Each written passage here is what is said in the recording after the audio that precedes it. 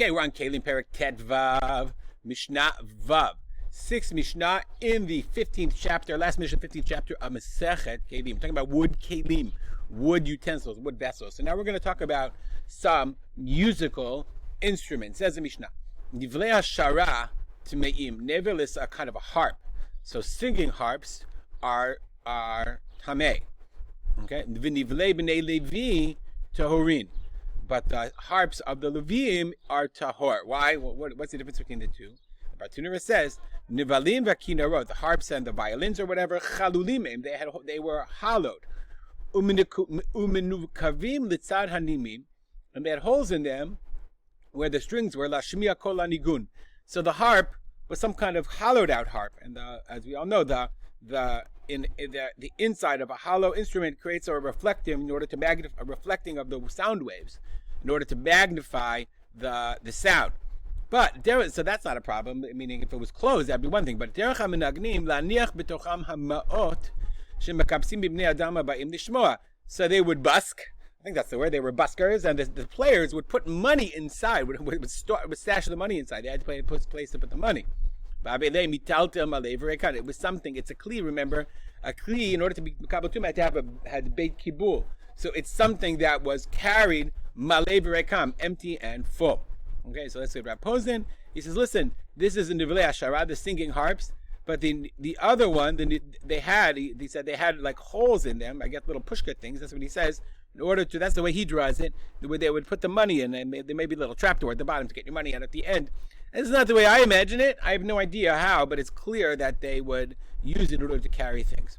Mashke beit mitbachaya tohorin. Once we're talking about nivlei b'nei Levi, right, the harps of the b'nei Levi, so now we're going to Beit HaMikdash. Mashke, liquids in beit mitbachaya. Beit mitbachaya means in the slaughterhouse. But it's interesting. So here the slaughterhouse literally refers to the Beit HaMikdash. So normally, remember we said that because of, I'll explain it again, because we're afraid that the spit and the liquid emanates from the body of the Zav. That's avatum, it's mitame in a very serious way. So the Rabbanan made a gzeira on all liquids that they should be mitame as well. But we said that the liquids in the Beit HaMikdash, Beit HaMikdash, the place in the area of the Beit HaMikdash that was a slaughter area, in the Azara, in the Beit HaMikdash, Torim. Shehem einam mekablim tuma, they're not mekabel tuma. V'lo machshirim achalim mekabel tuma, and they're also not machshir. They don't also make other foods muchshar, able to be mekabel tuma. Not because the gzeira did not extend. Chazal did not extend that gzeira to the Beit HaMikdash as well. A little bit of a takula in the Beit HaMikdash. Actually, not a little bit, very big of a kula. Kol asfarim itaminat hayadayim. This is a pretty well-known halacha. Sfarim, they're safer, the Sifrei Torah. Chazal made a gzeira that they're mitamei yadayim. They made food tamei yadayim, meaning like a minimal tuma, but it makes your hands tamei. Except chutz misefer azara, again, except for the Sfarim the Beit HaMikdash. Why did they make all books mitamei yadayim? It's not a book like we have. Why? Because the Bartunera explains, the Gemara says, if they had truma food, they wanted to stay holy. So where would you put your holy stuff? In the Aron Kodesh with the Sefer Torah. They own the Sfarim. Remember, were scrolls. When they say books in the Mishnah, they mean scrolls, because they said Amrei High Kodesh of High Kodesh. They say this is holy, this is holy. What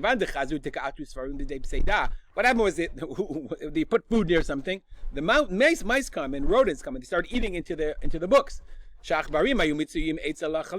mice were with the food. They would destroy the books. They made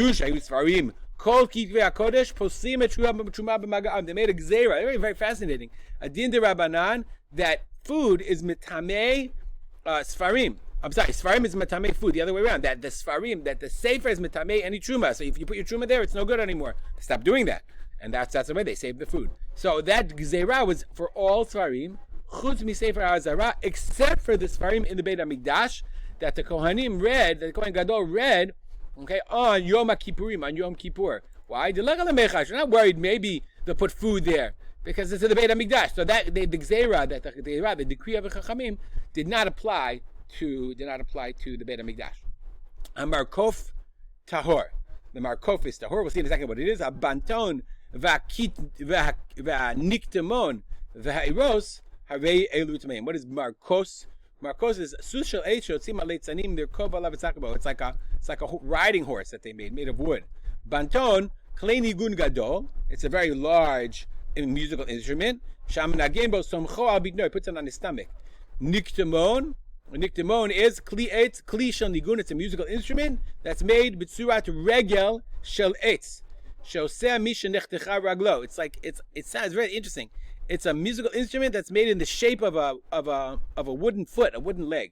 A rus is like a nafa, is a sifter. Shedafnotea agulot, that it has round walls. V'shotchin al piv or dakid. You put a piece of skin, a very thin piece of leather on it. Umakin al b'makel. That's a drum. So all of those three things are tmeim, because I guess they had beit kibul. Let's look at how he describes them. Markov, like a riding horse of wood. Bantoni, he describes it as a kind of a guitar. Kintamon, okay? It's made tzurat shel regel. So he says the regel here is a crutch. I don't know if that's the way I would describe it. I would like a fake foot. No idea. Okay, but he says it's kind of a crutch. And obviously this is a drum. If you have any idea what it looks like, I'm going to look for a second in the Mishnah B'hira, see what he says. Yeah, no pictures here. He says, the quotes of the Rambam, the Rambam says, everybody knows what it is. It's called the cut foot. Yeah, I have no idea what that is. Ha'irus. So all these things are, sorry, hare elu tamim, they're all tameh. Rabbi Yehuda says, ha'irus tameh moshav. The drum is tameh moshav. It can become tameh from sitting in it. A special kind of tumat moshav, mipnei sha'alayit yoshevet alav. Because the alayit is a woman who, like from alala, she wails, the wailer ladies. Shon alayit klamar mekonenet miyaleh yoshevet alav. So the woman who would, like, she uses this drum, I guess it's her seat. They would hire these women to come to funerals, you know, and wail and make everybody upset. It worked, by the way. So she would sit on her drum. So it's mekabel tumat moshav. Mitzudat achulda tamaya. If you have a weasel trap, that's mekabel tuma. But a mouse trap, Torah is not mekabel tuma. Why? Very simple reason. The weasel trap, okay, would catch the weasel. Here's your mouse trap. The weasel trap would catch the weasel inside of it, the way he describes it. The mouse trap is just kill the mouse. They wouldn't want to trap. They would want to catch the weasel. They don't want to kill. They just want to kill the mouse. They don't care. Okay, and that's why, like, even a mouse trap today is not mekabel tuma. But if you have a trap that does hold something inside, then it's not. Then it would not. Then it would be mekabel tuma. So it says mitzudat chodai is tzurat kli, as the shape of a kli, whereas the mouse trap itself does not. We'll stop here. Dedicate our learning to remember you, my father, Harab Simcha Ben Yitzchak Kalman. Make it a great day.